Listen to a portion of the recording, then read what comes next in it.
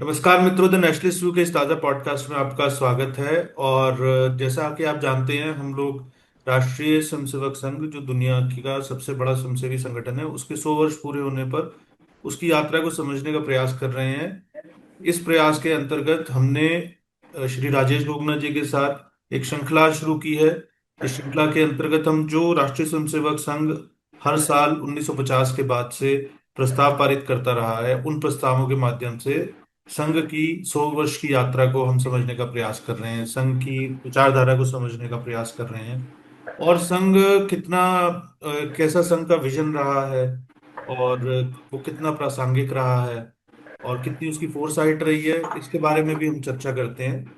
पहला पार्ट हम कर चुके हैं। 1950 में से लेकर 1965 तक के जो प्रस्ताव पारित हुए थे, उसे लेकर उसका लिंक हम शेयर कर देंगे।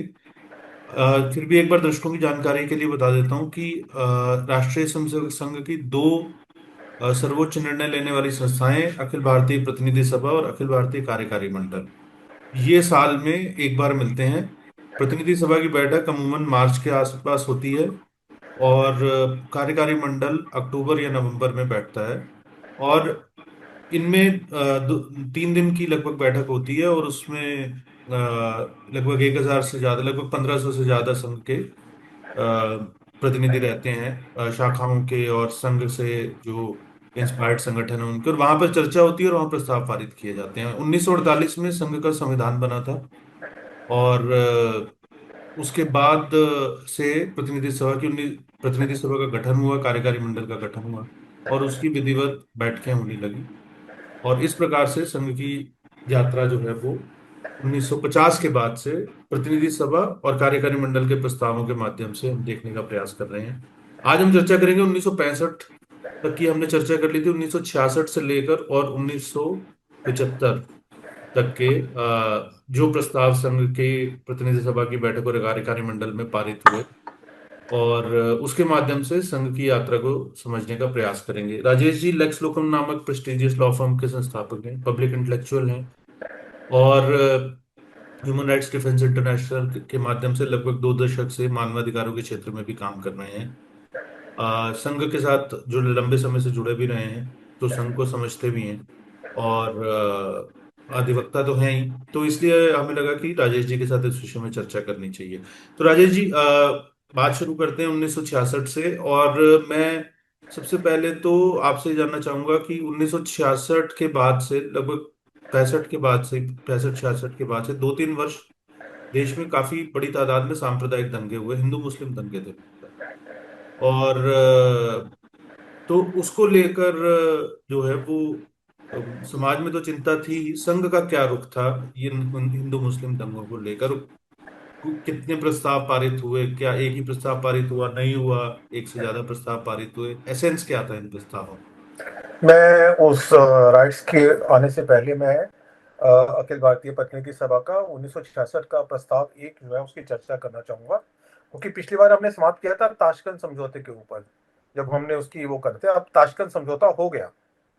तो ताशकंद समझौता पहले हो रहा था और उसके बाद ताशकंद समझौता हो गया। तो संघ की नजर जो है वो सिर्फ ये नहीं कि भाई कोई चीज के बारे में प्रस्ताव किया तो पीछा करने की बात, जो इसको बोलते हैं ना, हर खबर का पीछा या हर उसका वो है। तो ताशकंद प्रस्ताव हो गया। तो उसके बाद संघ की जो पहली पहली 1966 का प्रस्ताव होता है, तो वो उसमें बोलते हैं कि अखिल भारतीय प्रतिनिधि सभा तय करती है कि ताशकंद घोषणा से ना तो भारत पाक संबंधों में ही सुधार हुआ और ना भारत के हित संबंधों का संरक्षण हो सका। पाकिस्तान द्वारा अवैधानिक रूप से हड़पे गए हमारे कश्मीर के हाजी पीर, तिथवाल और कारगिल आदि क्षेत्रों से सेना की वापसी को मान्यता देकर तो हमने कश्मीर के संबंध में आज तक की अपनी दृढ़ भूमिका को अपने हाथों से सुरंग लगाई है। कारगिल उस वक्त तय किया, कारगिल पाकिस्तान में चला गया, उसके बाद कारगिल वापस हिंदुस्तान के पास आया। इसी प्रस्ताव का एक बहुत ही एक अंतर्राष्ट्रीय, जिसमें बोलते हैं इंटरनेशनल कॉन्स्पिरेसी है, उसको भी जो है संघ की कार्यकारिणी वो उसको चिन्हित करती है और बोलती है कि पाकिस्तान का पृष्ठ पोषण करने वाले इंग्लैंड व अमेरिका के समान ही रूस ने भी आक्रामक पाकिस्तान व आक्रांत भारत को समान समान स्तर पर रखकर वह आक्रमक को बिना दंड दिए ही सही सलामत छोड़ देने वाली ताशकंद घोषणा पर हस्ताक्षर करने के लिए दबाव डालकर पाकिस्तान के प्रति अपना पक्षपात प्रकट किया है। अखिल भारतीय प्रतिनिधि सभा यह अनुभव करती है कि अंतर्राष्ट्रीय कूटनीति में हो रहे इस नवीन परिवर्तन को समझकर तदनुसार अपनी नीति नीति निर्धारण करनी चाहिए। तो उस वक्त भी संघ जो है वो तीन बड़ी शक्तियां थी उस वक्त। तो ये दो हिस्सों में दुनिया बटी हुई थी कि एक तरफ तो अमेरिका था, एक तरफ रशिया था, और एक तरफ इंग्लैंड था। तो उस वक्त भी संघ तय कर रहा है कि इन सब ने मिलकर हिंदुस्तान पर दबाव डालकर और हम दोनों को एक स्थिति में लाकर रख दिया। हमने अभी भी देखा कि अभी भी ये जो हमारा ऑपरेशन सिंदूर हुआ उस वक्त भी लगभग यही स्थिति आती दिखाई दे रही थी। तो बिल्कुल अंतर्राष्ट्रीय स्तर पर इंटरनेशनल कॉन्स्पिरेसी, इंटरनेशनल जो कैलकुलेशंस थी, उन सबके ऊपर संघ जो है वो अपना प्रस्ताव कर रहा है और इस बात में बोलता है कि जनता को चाहिए कि शासन को प्रशासन पर दबाव डाले और कि भाई कभी भी देश की जो हमारी सीमाएं हैं या देश की जो हमारी स्वाभिमान है उस पर किसी प्रकार का कोई भी समझौता नहीं होना चाहिए। तो ये प्रस्ताव कुल मिलाकर एक अंतर्राष्ट्रीय स्तर और एक अंतर्राष्ट्रीय जो समझौता हुआ उसके बारे में प्रतिनिधि सभा की टिप्पणी को प्रस्ताव सबके सामने लाता है। उसके बाद जो अभी आपने बताया कि ये बहुत ये 66 से लेके 70 तक का दौर है, ये 71 का भी कह सकते हैं। लगातार संघ के प्रस्ताव 1966 का प्रस्ताव है, वो केरल और बंगाल में हुए दंगों के बारे में है, जिसमें वो बोलते हैं कि इस प्रकार अराष्ट्रीय शक्तियों को अवसर ना मिले। साथ ही प्रतिनिधि सभा जनता से आग्रह करती है कि वह अपनी समस्याओं के निराकरण के लिए शांतिपूर्ण व वैधानिक मार्गों को छोड़कर राष्ट्र विरोधियों के जाल में ना फंसे। ये राइट शुरू हो रहे हैं पश्चिम बंगाल और केरल में। मतलब जैसे लगातार आता है, इसमें कम्युनिस्टों का नाम भी आता है बार बार। मुझे लगता है ये कम्युनिस्ट, केरल और पश्चिम बंगाल में दंगों के अलावा ये जो नक्सल माओवादी हिंसा, उस समय नक्सलवाड़ी का आंदोलन भी शुरू हुआ था, तो हाँ जी हाँ। शायद उसका भी बेसिकली जो है वो भी एक रेफरेंस पॉइंट रहा होगा। इसके इसके जो बिल्कुल सही बात है, और इसके अगले प्रस्ताव में जो हमारा 1968 का प्रस्ताव है उसके बारे में भी ये लगातार बोलते रहते हैं कि ये साम्यवादियों का ये रहता है कि जहां पर भी राष्ट्रवादी शक्तियां काम करती हैं तो वहां पर असहजता फैलाना, वहां पे राइट्स करवाना, वहां की जो उत्पादन श्रृंखला, उत्पादन जो पूरी स्थिति है उसको बदलना। तो ये इनका एक तरह से इनके इनका क्या कहते हैं, इनका एक स्ट्रैटेजी रहती है। तो इसके बारे में भी वो बात करते हैं। उसके बाद जो सांप्रदायिक दंगे हुए 1968 के आंदोलन में, सांप्रदायिक दंगों के बारे में बात होती है। राष्ट्रीय एकता परिषद उस वक्त उसका गठन हुआ था। तो उस गठन के बारे में श्रीनगर में इसकी बैठक थी। तो राष्ट्रीय स्वयं सेवक कहता है कि आपने उस बैठक के अंदर सभी प्रकार के लोगों को नहीं जोड़ा है, एक तरह से खास तौर पर कुछ ही लोगों को दिखा गया है, जिससे कि सबका सबका भागीदारी नहीं हो रही। और इसमें भी राष्ट्रीय कार्यकारिणी मंडल की बैठक में देशवासियों से अनुरोध करते हैं कि राष्ट्र विरोधी व स्वार्थी तत्वों के विपरीत प्रचार का शिकार न होते हुए राष्ट्र की प्रगति के लिए किए जाने वाले हिंदू समाज के संगठन के कार्यों को बल प्रदान करें। तो लगातार चाहे संघ का नाम राइट्स में भी आ रहा है या कुछ भी आ रहा है, तो बोलते हैं और इसी प्रस्ताव में बोलते हैं कि समाज, जाति, पक्ष, भाषा, पंथ और सब भेदों से उठे और उठकर राष्ट्रीय एकात्मता के क्षेत्र में काम करे और उसके लिए योग्य पृष्ठभूमि तैयार करें। तो लगातार राइट्स के बीच में भी संघ एक बहुत ही पॉजिटिव अप्रोच लेके चलता है और सबको बोलता है कि आप जो है बिल्कुल राष्ट्र विरोधी और स्वार्थी तत्वों के विपरीत प्रचार का शिकार ना हो और देश की प्रगति के लिए कार्य करें। तो ये 68 में लगातार दो तीन रेजोल्यूशन जो है वो राइट्स को लेकर है। 68 में फिर एक नया रेजोल्यूशन आता है वो कच्छ के बारे में। अभी हम लोग बात कर रहे हैं सर क्रीक के बारे में, लगातार बातचीत हो रही है कि पाकिस्तान सर क्रीक को एक अंतर्राष्ट्रीय मुद्दा उठाना चाह रहा है। और अभी हमारे रक्षा मंत्री भी कच्छ गए थे, उन्होंने भी बोला था कि युद्ध होने की संभावना हो सकती है। कच्छ और कच्छ सर क्रीक भी कच्छ का हिस्सा है, मैं आपको तो जानकारी में लाना चाहते थे। और जब जब विभाजन हुआ था तो भारत पाकिस्तान का विभाजन तो सीमा के साथ हो गया था, पर गुजरात के समय में विभाजन का थोड़ा सा सीमा प्रस्तुत नहीं थी, तो बार बार उसके बारे में विवाद होते रहते थे। तो इस बारे में जो कच्छ का विवाद था एक इंटरनेशनल ट्रिब्यूनल को दिया गया था और उस ट्रिब्यूनल ने अपना एक निर्णय दिया। वो निर्णय पाकिस्तान के फेवर में था और उस निर्णय के आने के बाद जो है काफी भारत के अंदर इसका विरोध हो रहा था। तो संघ ने भी इसका विरोध किया और संघ ने जो अपना रेजोल्यूशन पास किया, उसको उसको मैं पढ़ना चाहूंगा ताकि उससे पता चलता है कि हम कितनी शिद्दत से उसका विरोध कर रहे थे। इसमें लिखा हुआ है कि कच्छ के रण के संबंध में अंतर्राष्ट्रीय न्यायाधिकरण द्वारा किया गया निर्णय तथा निर्णय राजनीतिक दृष्टि से दिया गया प्रतीत होते हुए भी उसे शिरोधार्य कर कार्यान्वित करने का भारत सरकार का निश्चय, इन दोनों का ही राष्ट्रीय स्वयंसेवक संघ की प्रतिनिधि सभा तीव्र निषेध करती है। आज के सभी अंतर्राष्ट्रीय पंच निर्णय अंतर्राष्ट्रीय राजनीति के सूत्रों से संचालन करने वाले शक्तिशाली राष्ट्रों के इशारों पर उनकी नीतियों की अनुकूलता के आधार पर दिए जाते रहे हैं। कच्छ संबंधी निर्णय भी उसी प्रकार का है, इसमें कोई आश्चर्य की बात नहीं। किंतु आश्चर्य इस बात का है कि एक बार ठोकर खाने के बाद भी उससे किसी प्रकार की शिक्षा न लेते हुए, जनता के विरोध की परवाह न करते हुए पाकिस्तान द्वारा शरारत करके कुरेदे गए इस प्रश्न को भारत सरकार ने अंतर्राष्ट्रीय प्राधिकरण को सौंप दिया और उस आयोग द्वारा अपनी मर्यादा का उल्लंघन करे किए किए गए खुल्लम खुल्ला राजनीतिक ढंग से असंवैधानिक निर्णय को मान्य कर लिया है। बिल्कुल। और पूरी एक अंतर्राष्ट्रीय स्तर के ऊपर पूरी की पूरी एक टिप्पणी है ये, बिल्कुल जो उसको करती है। और एक अंत में इस निर्णय में ये कहते हैं कि देश के संबंध में अपना निहित कर्तव्य करने में शासन यदि चूक रहा हो तो उसे अपना कर्तव्य पूरा करने के लिए बाध्य करने का अधिकार जनता को है।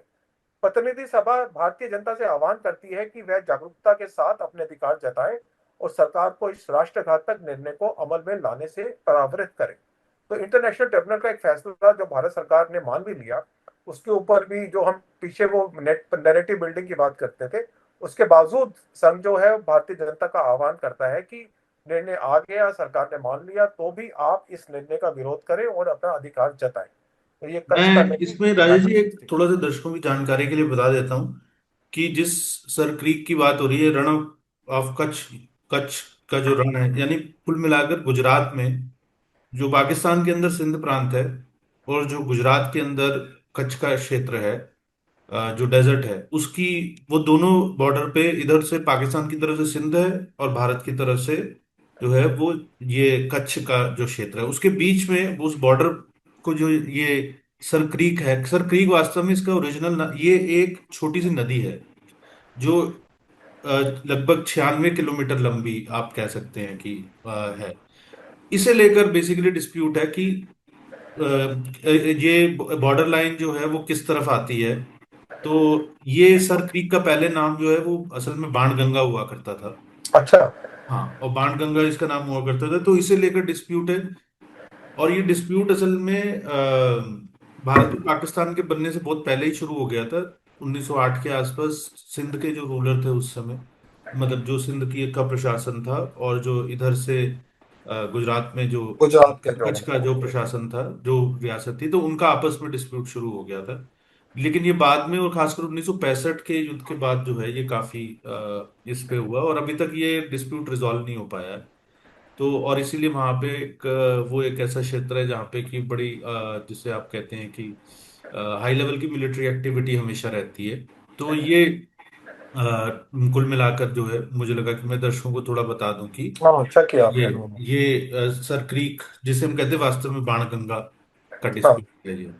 तो बांध, उसमें गंगा में भी बाण है, तो बाण तो हमेशा युद्ध जी का जी प्रतीक ही होता जी। है ना, तो तो ये हाँ। एक अंग्रेजी में इसको बोलते हैं, इट्स अ टाइडल एस्चुरी, और जो इंडस रिवर सिस्टम है उसी का ये एक पार्ट है बेसिकली जो है।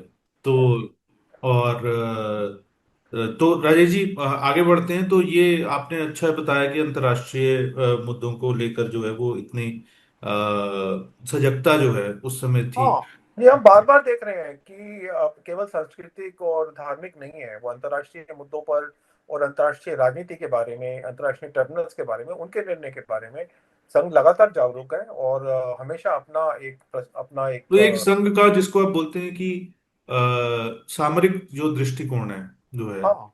एक सामरिक विजन जो है, वो भी वो इससे केवल राष्ट्रीय राष्ट्रीय स्तर पर नहीं है, वो अंतर्राष्ट्रीय स्तर पर भी है। अंतर्राष्ट्रीय स्तर पर भी। दोनों स्तर पर वो हमारा नाम तो राष्ट्रीय स्वयंसेवक संघ है, लेकिन हमारा जो विजन है वो बिल्कुल अंतर्राष्ट्रीय हर तरह से ही है, हर तरह की राजनीति और सब तरह की कोल्ड वॉर के समय पे भी वो सबका विरोध करता दिखाई देता है। कोल्ड वॉर के समय में वो बोलता है, "हाँ, रशिया भी हमारे साथ भी नहीं है, अमेरिका भी हमारे साथ में नहीं है, इंग्लैंड भी हमारे साथ में नहीं है, लेकिन हमको अपने साथ में रहना है, हमको अपना अपने हित की रक्षा करनी है।" ये उसी समय से संघ और संघ से जुड़े हुए लोग जो अब सत्ता में दिखाई देते हैं, उनका मानसिकता वहां से वो तय होती दिखाई देती है। 1968 के रेजोल्यूशन भी इस बात को प्रतिस्थापित करते हैं। तो जैसा अभी आप बता ही रहे थे कि 1968 के बाद दो तीन रेजोल्यूशन एक के बाद एक आते हैं, जो कि सीमा, पानी, भाषा के बारे में जो विवाद हुए, राइट्स हुए, उसके बारे में थे। उसके बाद सांप्रदायिक दंगों का शुरू हो गया मामला, मेरठ, करीमगंज, कलकत्ता, प्रयाग, बीदर, चिकमगलूर 1968 में। 1917 में जो जातीय दंगे शुरू हो गए। ये तीन चार रेजोल्यूशन जो है वो सारा का सारा जो है वो राइट्स को लेकर ही दिखाई देते हैं, और इसके अलावा इसमें कोई और आता नहीं है। तो लग ऐसे ऐसे 1960 का एक और रेजोल्यूशन, हाँ मैंने भी पढ़ दिया उसको। तो 70 का जातीय हिंसा वाला भी हो गया। तो ये लगातार 3-4 साल हमारे, ये पहली बार मैं देख रहा हूँ कि 4 साल के रेजोल्यूशन जो है वो हर तरह के दंगों को लेकर है। और उस दंगों में जातीय, भाषाई सब दंगे हैं, और सब लगातार कह रहे हैं कि ऐसे दंगे नहीं होने चाहिए, क्योंकि इससे हमारे देश की जो है छवि खराब होती है, हमारी जो देश की इंडस्ट्रियल डेवलपमेंट है वो खराब होता है। और लगातार कहता है कि हम इसमें देश के लिए भला करना चाहते हैं। संघ अपने ऊपर लगने वाले आरोपों का भी विरोध करता है। वो कहता है कि हमारे ऊपर गलत आरोप लगाए जा रहे हैं, इनकी जांच होनी चाहिए, और जांच होकर अगर जांच करोगे तो हमारे खिलाफ कुछ नहीं निकलेगा। और ये आरोप हमारे ऊपर भी एक जानबूझकर एक खास मानसिकता के साथ लगाए जा रहे हैं। तो ये चार चार पांच रेजोल्यूशन लगातार 3 साल में इसके बारे में आते हैं, जो कि इस स्थिति को स्पष्ट करते हैं कि कितने बड़े स्तर पर दंगे इस देश के अंदर करवाए जा रहे थे।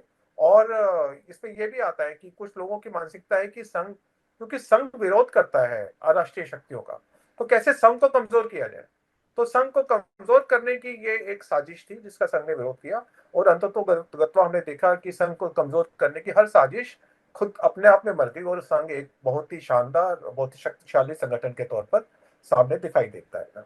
मैं एक और इसमें बात जोड़ देता हूँ राजेश जी की ये जो संघ के प्रस्ताव में बार बार एक बात ये भी कही जा रही थी 65 के बाद से, 65 66 खासकर 70 के आसपास पहुंचते पहुंचते, कि संघ के ऊपर जो अनर्गल आरोप लगाए जाते हैं तो उसकी उसका संघ जवाब दे रहा था। तो उसकी एक पृष्ठभूमि ये भी थी कि 65 में संघ की जो बड़ी मजबूत भूमिका रही थी, हमने पिछले प्रोग्राम में चर्चा की थी। और 65 66 के बाद से कांग्रेस का एक डाउनफॉल जो है वो शुरू हो गया था। तो उस समय उन्होंने दोबारा से एक और जो भारतीय जनसंघ है और जो स्वतंत्र पार्टी है, जो सोशलिस्ट पार्टी थी, लोहियाइट्स थे, इन लोगों ने 1967 के अंदर बहुत सारी जगहों पे, प्रांतों में सरकारें भी बनाई, और कांग्रेस को कई जगह पे बुरी हार का सामना करना पड़ा। लेकिन इससे पहले 66 के आसपास जेएल कपूर कमीशन सेटअप किया इंदिरा गांधी ने, दोबारा से जी। महात्मा गांधी की हत्या की जांच के लिए। उसमें संघ की क्या भूमिका थी? टारगेट था हम्म। संघ को, बेसिकली संघ पर अटैक करना फिर से, और संघ को पर दोबारा से प्रतिबंध लगाने का संभवतः मंशा रही होगी, ऐसा लगता है। तो जेएल कपूर कमीशन ने 69 के आसपास 2-3 साल पूरा जो है वो करके रिपोर्ट दी। मैंने उसके बारे में, मैं थोड़ा इसलिए जानता हूँ कि मैंने विस्तार से उसकी रिपोर्ट पढ़ी और लिखा भी है, जिसमें कैटेगोरी।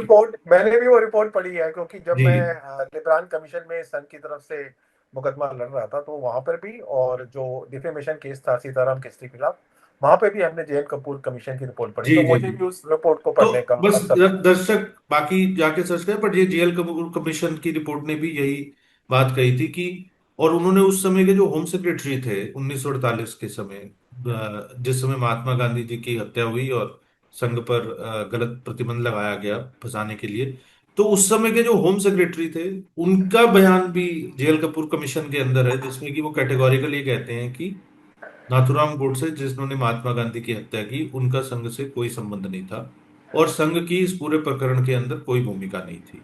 जी बिल्कुल। तो ये, लेकिन चूंकि एक पॉलिटिकल स्टॉर्म खड़ा किया गया उस समय, और कांग्रेस भी प्रयास कर रही थी, इंदिरा गांधी खुद भी संघर्ष कर रही थी सिंडिकेट के साथ, जो है कांग्रेस पे एक कब्जे की लड़ाई चल रही थी। तो ये बड़ा इंटरेस्टिंग दौर था एक्चुअली, 65 से 70 के बीच का, और इसके विषय में चर्चा कम होती है, बड़ा डिफाइनिंग दौर था। और उसके बीच में संघ ने एक राष्ट्रीय जिसको आप कहते हैं कि विचारों के हिसाब से, और एक एक न्यूट्रल पर्सपेक्टिव के हिसाब से और एक ए पॉलिटिकल जो है स्टैंड कि राष्ट्र के हित के लिए क्या हो सकता है। तो ये अभी तक जो आपने बताया उसके रेजोल्यूशंस में जो है वो नजर आता है। तो और अब हम जैसे आगे बढ़ते हैं तो 71 की जो है बांग्लादेश वॉर जो है, और उससे पहले उसके बाद क्या प्रस्ताव संघ ने पारित किए। 71 का ही प्रस्ताव है अखिल भारतीय कार्यकारिणी मंडल का। बांग्लादेश में पाकिस्तान का पिशाच नृत्य, इस शब्द का प्रयोग किया गया है। और उस वक्त आपको मालूम है कि बांग्लादेश में भाषा को लेकर काफी आग्रह था। और जैसे इस तरह का जो पाकिस्तान था वो उर्दू थोपना चाहता था, बांग्लादेश के लोग चाहते थे कि वो बंगाली में पढ़े। तो वो उसका जो उनकी जो अपना एक मांग थी, प्रजातांत्रिक मांग, क्योंकि हमारे इस रेजोल्यूशन में आता है, क्योंकि ये मांग प्रजातांत्रिक थी कि हमें अपनी भाषा में पढ़ने दिया जाए, जिसका कि पाकिस्तान ने अपनी फौजें भेजकर उसका उसको उसको अतिक्रमण किया, काफी लोग मारे गए, हजारों लाखों की संख्या में लोग मारे गए। और ये लिखता है संघ अपने, क्योंकि लिखता है कि यह एक तथ्य है कि बांग्लादेश के प्रजातांत्रिक आकांक्षाओं को विद्रोह की संज्ञा देकर पाकिस्तान की सैनिक तानाशाहों ने उसके दमन का जो प्रथम दौर प्रारंभ किया है, उसका शिकार हिंदू, मुसलमान, ईसाई आदि सब समान रूप से हुए और लाखों लोग मौत के घाट पर उतार दिए गए। अब दूसरे दौर में पाकिस्तान ने बांग्लादेश से हिंदुओं को समूल नष्ट करने का कार्य प्रारंभ कर दिया है, और इस कारण पूर्व बंगाल देश में हिंदुओं का जीना असंभव हो गया है। इसके परिणाम स्वरूप 70 लाख हिंदू भारत आ चुके हैं और शीघ्र ही शेष हिंदुओं के आने की संभावना भी है। इस रेजोल्यूशन के अंत में संघ एक बहुत बड़ी बात करता है, 70 लाख लोग आ गए और उन लोगों को आना था, तो उनका कैसे ट्रीट करना है, वो हमारे सब हिंदू हैं या, और वहां से तो मुसलमान और ईसाई भी आ रहे थे, तो उन सब के बारे में बात करता है। तो संघ बोलता है रेजोल्यूशन के अंत में, जब तक बांग्लादेश में उपयुक्त वांछित परिस्थिति निर्मित नहीं होती, तब तक भारत में आश्रयार्थ आए लोगों की सभी प्रकार की हित चिंता भारत की शरणागत वत्सलता की परंपरा के अनुरूप ही होनी चाहिए। जैसे हम बोलते हैं ना, वत्सले मातृभूमि, तो मैं मेरे को वो वत्सलता देखा तो मुझे वो शब्द भी ध्यान आया। वत्सलता की परंपरा के अनुरूप होनी चाहिए। केंद्रीय कार्यकारी मंडल का भारत से निवेदन है कि वह भारत सरकार द्वारा इस दिशा में किए जा रहे प्रयत्नों में स्वयं भी सहभागी होकर तथा हतभाग्य लोगों के दुख कष्टों का यथासत्य परिमार्जन करने हेतु अग्रसर हो। ये 71 का रेजोल्यूशन। 71 का एक दूसरा रेजोल्यूशन भी है, बांग्लादेश के प्रति भारत का कर्तव्य। तब तक वो हो चुका है, मतलब सारा का सारा लड़ाई का मसला शुरू हो गया है, भारत का मुक्त करने का आंदोलन पूरा शुरू हो गया। इसी आंदोलन के अंदर एक जो बात अक्सर आती है कि संघ ने श्रीमती इंदिरा गांधी जी का उनका नाम लेके बोला कि प्रधानमंत्री जी का आह्वान है, हमें उसको पूरा करना है। तो मैं सबकी दर्शकों की जानकारी के लिए और हम सबकी जानकारी के लिए, ये रेजोल्यूशन 71 का है, मैं बाकी हिस्सा तो नहीं पढ़ता, उसका एक जो आखिरी हिस्सा है वो इम्पोर्टेंट है, उसी को पढ़ देता हूँ। ये मतलब संकट है बांग्लादेश में, वहां का जो संकट आ गया है, इस आसन संकट का सामना करने के लिए प्रधानमंत्री श्रीमती इंदिरा गांधी ने समस्त अपने दलगत स्वार्थों और मतभेदों से आह्वान किया है, वह अत्यंत सामयिक व उचित है। केंद्रीय कार्यकारिणी मंडल का जनता से अनुरोध है कि देश पर आक्रमण की दशा में आंतरिक शांति और सुव्यवस्था बनाए बनाए रखकर शासन एवं सेना को पूर्ण रूप से सहयोग प्रदान करे। राष्ट्रीय स्वयंसेवक संघ के स्वयंसेवक भी सदा के अनुसार राष्ट्र रक्षा के कार्य में जनता के साथ अग्रिम पंक्ति में खड़े रहेंगे, ऐसी केंद्रीय कार्यकारिणी मंडल की अपेक्षा है। तो जिस तरफ इसे एक रेजोल्यूशन पहले ही पूरा संघ के खिलाफ कांग्रेस द्वारा, या इस प्रकार की जो पोटरी जिसको बोलते थे कम्युनिस्टों का मिलके, वो दुष्प्रचार हो रहा था, बदनाम किया जा रहा था, दंगों में नाम लगाया जा रहा था, उसके बावजूद जब देश के सामने संकट की बात आती है तो राष्ट्रीय जो हमारा अखिल भारतीय कार्यकारिणी मंडल है, वो श्रीमती इंदिरा गांधी जी के नाम लेता है और उनके आह्वान के साथ पूरे देश को खड़े होने के लिए बोलता है, और कहता है कि हम भी पूरे देश के साथ उनके साथ खड़े होंगे। तो इस प्रकार से संकट के समय में अपने सब प्रकार के राजनीतिक आक्षेप जो लगाए जाते हैं संघ पर, उस पर छोड़कर देश के प्रति जो हमारी शुरू से ही एक राष्ट्रीय भावना रही है, उसको बिल्कुल तरह से हमारे सारे के सारे जो रेजोल्यूशंस हैं उसको प्रतिस्थापित करते हैं। तो इसके बाद 74 तक आते आते जो है वो एक तो अंतर्राष्ट्रीय स्तर पर ऑयल क्राइसिस हो गया। अब हम फिर से देखते हैं कि अंतर्राष्ट्रीय स्तर पर ऑयल क्राइसिस हुआ और इधर सरकार भी जो गरीबी हटाओ का नारा देकर आई थी। और उसके बाद जब 71 की बांग्लादेश जीत का जो है वो थोड़ा सा जो एक इंदिरा गांधी की छवि स्थापित हुई थी, लेकिन धीरे धीरे प्रशासनिक भ्रष्टाचार, लोगों को जो है वो गरीबी हटाओ के नारे का खोखलापन दिखने लगा। 73 में इंटरनेशनल ऑयल क्राइसिस हो गया, बड़ा तेल का संकट पैदा हो गया, जिससे कि अर्थव्यवस्था के ऊपर बड़ा भारी असर पड़ा। महंगाई बहुत ज्यादा थी और इधर जो है वो खासकर यूनिवर्सिटी कैंपसेस में जो है छात्रों ने गुजरात इत्यादि में एक बड़ा आंदोलन जो है वो शुरू हुआ और सरकार के खिलाफ लोग जो है वो सड़कों पर निकलने लगे थे, जिसकी परिणति अंततः 1975 में इमरजेंसी में हुई। इस पे हम चर्चा कर चुके हैं, उसका लिंक भी हम मैं शेयर कर दूंगा। मैंने राजेश जी ने उस पर बड़ी अच्छी जो है वो टिप्पणियां की हैं हमारे साथ एक पॉडकास्ट में और एक्सप्लेन किया है उसकी। तो राजेश जी, ये जो 71 का युद्ध हो गया और उसके मैं बाद जो एक जी छोटा सा, 71 में चुनाव होता है, 71 में इलेक्शन भी हुआ है, तो मैं उस इलेक्शन के बारे में जो संघ का रेजोल्यूशन है उसको भी थोड़ा पढ़ना चाह रहा जी था, जी क्योंकि हाँ, क्योंकि चुनाव हुआ तो चुनाव के समय में काफी वो होता है ना, एक दूसरे पे आरोप लगते हैं, कटुता का वातावरण हो जाता है, संघर्ष हो जाते हैं, आतंक होता है, प्रलोभन दिए जाते हैं, जातिवाद, प्रांत भेद, पंथ भेद, भाषा भेद, हर तरह की बातें आती है। तो संघ के रेजोल्यूशन में इन सब चीजों की बात आती है। ये सारे के सारे प्रलोभन, जातिवाद उठा है, राजनीतिक हथकंडे हुए हैं, देश में हिंसा हुई, ये सब कुछ बात हुई। और संघ इसको जो कंक्लूड करता है वो बहुत खूबसूरत कंक्लूजन है। अगर किसी को समझना हो कि किसी देश, कोई संगठन कैसे महान बनता है, उसकी सोच कैसे महान बनती है, वो कैसे महानता की तरफ, महानता, देश को महानता की तरफ ले जाने के लिए वो कैसे अपने आप की तैयारी करता है, तो सन 71 के इलेक्शन में जिसमें कांग्रेस जीती, उसके बाद जो संघ का रेजोल्यूशन है वो बहुत ही एक सामंजस्य और राष्ट्रीय एकता को प्रस्तुत करता है, उसकी तरफ चिन्हित करता है। और मैं इसको पढ़ना चाहूंगा सबकी जानकारी के लिए। ये कहता है कि राष्ट्रीय स्वयंसेवक संघ की प्रतिनिधि सभा की ये अपेक्षा है कि विभिन्न राजनीतिक पक्ष भी सत्ता प्राप्ति की होड़ में इस मौलिक एकता के तथ्य को आंखों से ओझल ना होने दें और केवल दलगत स्वार्थ की पूर्ति के लिए प्रांत, भाषा, जाति, पंथ आदि के भेदों से उभर कर ऐसी परिस्थिति उत्पन्न ना होने दें जिससे राष्ट्र की एकता की भावना ही संकट में पड़ जाए तथा समाज की नैतिकता का ह्रास हो। अब सबसे बढ़िया इसका हिस्सा शुरू होता है।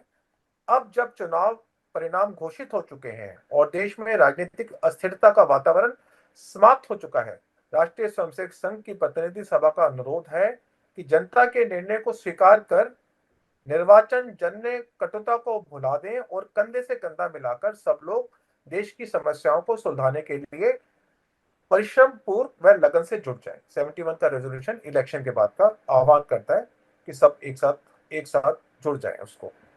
अब अभी आप बात ही कर रहे थे कि 74 जब आंदोलन शुरू हो रहे हैं और पूरा उस समय पूरे देश के अंदर एक अराजकता, हिंसा, अनुशासनहीनता, गड़बड़ी, हर जगह आंदोलन, हिंसा, ये चालनी शुरू हो जाती है।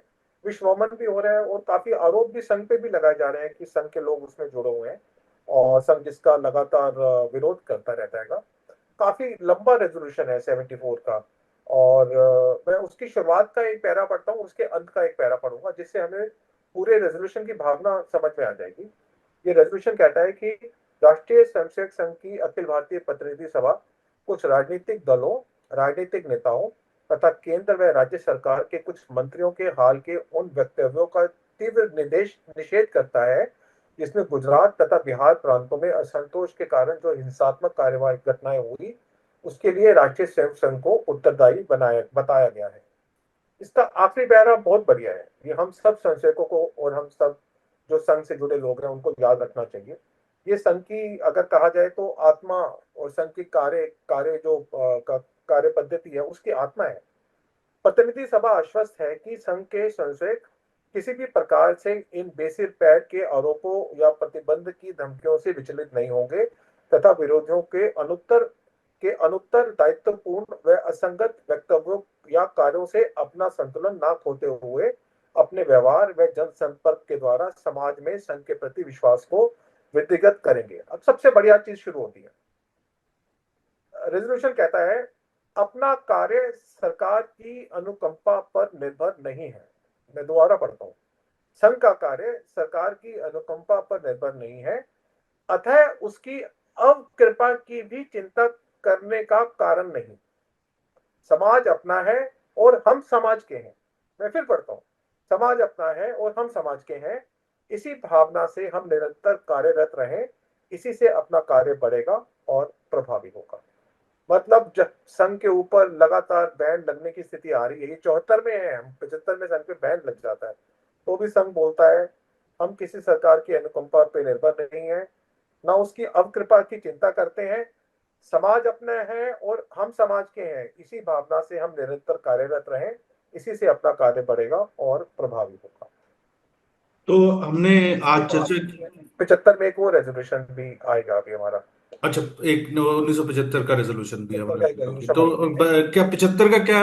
अच्छा, 75 में दर्शकों की जानकारी हम के तो लिए आप बता रहे 25। थे कि उत्पादन की कमी सब कुछ हो गया, जी। अनरेस्ट फैल गया पूरा का और पूरा। 25-26 जून की रात जो है वो आपातकाल लग गया था, लेकिन जैसे मैंने आपको बताया कि राजेश जी ने 1974 का एक रेजोल्यूशन आपको बताया। 1974 में मार्च में जो प्रतिनिधि सभा की बैठक उस समय रही, तो उन्होंने जो प्रस्ताव पारित किया उसके बाद इमरजेंसी लगी। इमरजेंसी यानी आपातकाल लगा 2 साल, लगभग 21 महीने संघ पर जो है प्रतिबंध रहा।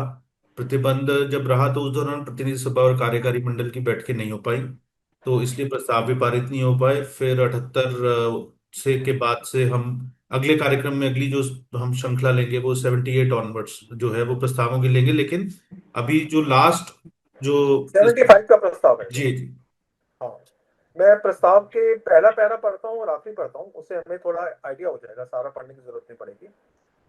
उस वक्त काफी क्राइसिस जैसे आप बता रहे हो, उत्पादन की कमी, जीवन आवश्यक वस्तुओं का अभाव, बेकाबू हो रही महंगाई, युवकों में फैली बेकारी और सभी क्षेत्र में व्याप्त भ्रष्टाचार से जनजीवन त्रस्त हो उठा है।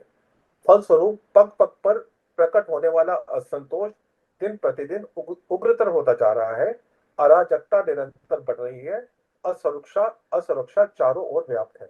उसके बाद फिर उस स्थिति के बारे में पूरा वो आता है। और दो पैराग्राफ लास्ट वाले मैं पढ़ना चाहूंगा, क्योंकि इससे संघ का पूरा जो हमारा एक जिसे बोलेंगे कि राष्ट्रीय जो हमारा आंदोलन है, सांस्कृतिक आंदोलन है, उसको वो प्रतिस्थापित करता है। क्राइसिस के वक्त सबसे ज्यादा क्राइसिस है। राष्ट्रीय स्वयंसेवक संघ भारत की महान सांस्कृतिक धरोहर के प्रतिष्ठावान रहकर अपने देश को संसार में समर्थशाली व वैभव संपन्न बनाने के प्रयत्न में विगत 50 वर्षों से जुटा हुआ है। राष्ट्र की किसी भी संकटपूर्ण घड़ी में, चाहे वो विदेशी आक्रमण हो अथवा नैसर्गिक आपत्ति, सूंघने और संघ ने अपने समाज सेवा व कर्तव्य को निभाया है। इतना ही नहीं, सरकार के आह्वान पर मतभेद भूलकर और राष्ट्र हित को सर्वोपरि मानकर मुक्त हृदय से सब राष्ट्र सेवा कार्यों में सहयोग दिया है। इस समय भी राष्ट्र उन्नति के प्रत्येक कार्य में वह सहयोग देने के लिए प्रस्तुत है। अखिल भारतीय प्रतिनिधि सभा सभी स्वयंसेवक बंधुओं से आह्वान करती है कि वह अराष्ट्रीय स्वार्थी तत्वों द्वारा किए गए अप्रचार की चिंता न करें, अपने कार्य को द्रुत गति से समाज व्यापी बनाने में दृढ़ता से जुड़े रहें तथा समाज के सभी बंधुओं से आग्रह करती है कि तीनों चीजें बढ़िया है। कितने क्राइसिस में संघ बोलता है कि अपनी राष्ट्रीय एकात्मकता, परस्पर सद्भाव और जनतांत्रिक मूल्यों की रक्षा के लिए सदैव सजग रहे। मैं फिर से बोलता हूँ, अपनी राष्ट्रीय एकात्मकता, परस्पर सद्भाव और जनतांत्रिक मूल्यों की रक्षा के लिए सदैव सजग रहे। संघ सबसे ज्यादा क्राइसिस जब एकदम क्राइसिस लगने वाला उस वक्त भी उसके दिमाग में राष्ट्रीय एकात्मकता, परस्पर सद्भाव और जनतांत्रिक मूल्य ही थे जिनको वो स्थापित करना चाहता था। तो इस प्रकार से हमने ये अभी 65 से लेके 75 तक के रेजोल्यूशन, जो बिल्कुल संघ पर प्रतिबंध लगने से पहले का आखिरी रेजोल्यूशन है, एक ही भाव आता है इस पूरे के अंदर। वो उस पूरे भाव में ये आता है कि हमारा देश संकट में है, ये संकट के कारण है। इन संकटों को इसमें से निकालने का संघ के संगठन के तौर पर हमारा दायित्व है, देश के नागरिक के तौर पर हर नागरिक का दायित्व है। और संघ का हर संसद देश के हर नागरिक के पीछे और सामने खड़ा होकर संघ के इस जो अंतिम लक्ष्य है उसको पूर्ण करने के लिए लगातार काम करता रहेगा। जैसे 50 से हम देख रहे थे कि एक एक ही क्रम चलता था, वो 65 से 75 तक भी वही क्रम हमें होता दिखाई देता है। और मुझे लगता है ये संघ की एक समग्र सोच जो है, वो चाहे सामाजिक मुद्दे हों, चाहे समसामयिक मुद्दे हों, चाहे वो राष्ट्रीय सुरक्षा के मुद्दे हों, वो विभाजनकारी शक्तियों से और समाज की विभाजनकारी प्रवृत्तियों पर अंकुश लगाने के, उनका समाधान करने के, उनसे निपटने के जो दृष्टि है, तो ये एक पूरा अवेयरनेस जो हम पहले भी चर्चा करते रहे हैं कि, और मैं जितना मैंने संघ के बारे में पढ़ा लिखा है कि संघ के 100 वर्ष के अंदर इतना ग्रो होने का कारण यही है कि समाज में जो उसके स्वयंसेवक है, जो समाज में चल रहा है, उस पर जो है, उस समाज की नब्ज पर जो है वो संघ की उंगली रहती है। और वो उन मुद्दों को लगातार संघ जो है वो उनको उठाता है और उस पर काम करता है। और इसी वजह से जो है वो समाज में, और जो आपने एक बात कही, मुझे लगता है कि क्रक्स जो है इस पूरे उसमें, जो एक मुझे लाइन जो सबसे अच्छी लगी कि हम समाज के हैं और समाज हमारा है। तो हाँ।